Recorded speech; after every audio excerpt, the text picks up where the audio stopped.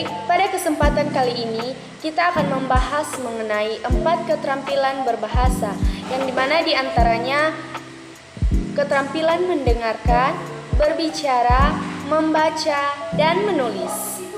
Pengajaran bahasa Indonesia bagi penutur asing memiliki peran penting dalam mendukung individu yang bukan penutur asli bahasa Indonesia untuk belajar dan menguasai bahasa tersebut.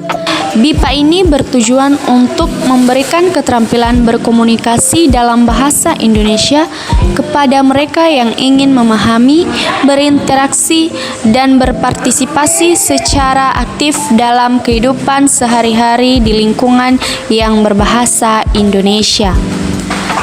Jadi salah satu tujuan utama pengajaran BIPA ini adalah memberikan pemahaman mendalam tentang tata bahasa, kosakata, dan konteks budaya Indonesia. Ini juga melibatkan pengajaran tata bahasa yang benar, penggunaan kosakata yang sesuai, dan pemahaman budaya lokal agar peserta didik dapat berkomunikasi secara efektif dan menghindari kesalahpahaman dalam interaksi sehari-harinya. Keterampilan berbahasa merujuk pada kemampuan seseorang untuk menggunakan suatu bahasa secara efektif dan tepat dalam berbagai konteks komunikasi. Di sini terdapat 4 keterampilan berbahasa utama yang umumnya diterapkan dalam pembelajaran bahasa, yaitu keterampilan mendengarkan, berbicara, membaca, dan menulis. Kembali kepada keterampilan mendengarkan atau listening. Keterampilan mendengarkan ini melibatkan kemampuan seseorang untuk memahami informasi yang disampaikan oleh pembicara. Ini mencangkup pemahaman terhadap kata-kata, intonasi, aksen, serta pemahaman konteks dan tujuan komunikasi.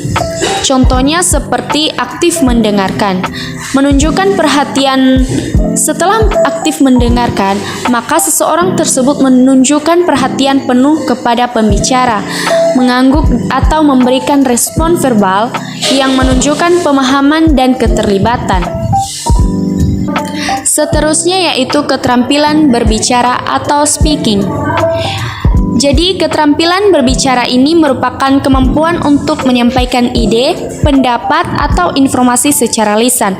Contohnya, penggunaan tata bahasa yang benar. Setelah seseorang bisa berbicara dengan baik dan benar, maka ia dapat menyusun kalimat dengan tata bahasa yang benar, termasuk pemilihan kata yang sesuai dan struktur kalimat yang jelas. Hal ini nanti akan membantu pesan disampaikan dengan tepat dan tepat dimengerti. Ketiga yaitu keterampilan membaca. Keterampilan membaca mencakup kemampuan memahami dan menafsirkan teks tulis atau teks tertulis. Ini melibatkan pemahaman terhadap struktur kalimat, kosakata, dan makna keseluruhan teks. Contohnya seperti pemahaman utama. Jadi, seseorang dapat mampu mengidentifikasi ide pokok atau informasi utama dalam suatu teks. Terakhir yaitu menulis. Keterampilan menulis ini melibatkan kemampuan untuk menyusun ide dan informasi dalam bentuk tulisan yang jelas dan terstruktur. Contohnya seperti pemahaman struktur tulisan.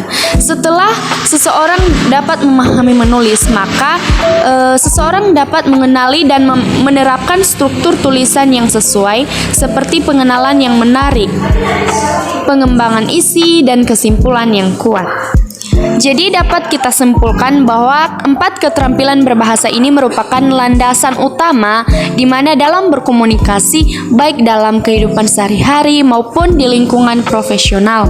Proses pembelajaran yang seimbang dan holistik akan membantu seseorang mengembangkan keterampilan berbahasa secara optimal, memungkinkan mereka untuk berpartisipasi aktif, juga efektif dalam komunikasi lintas budaya.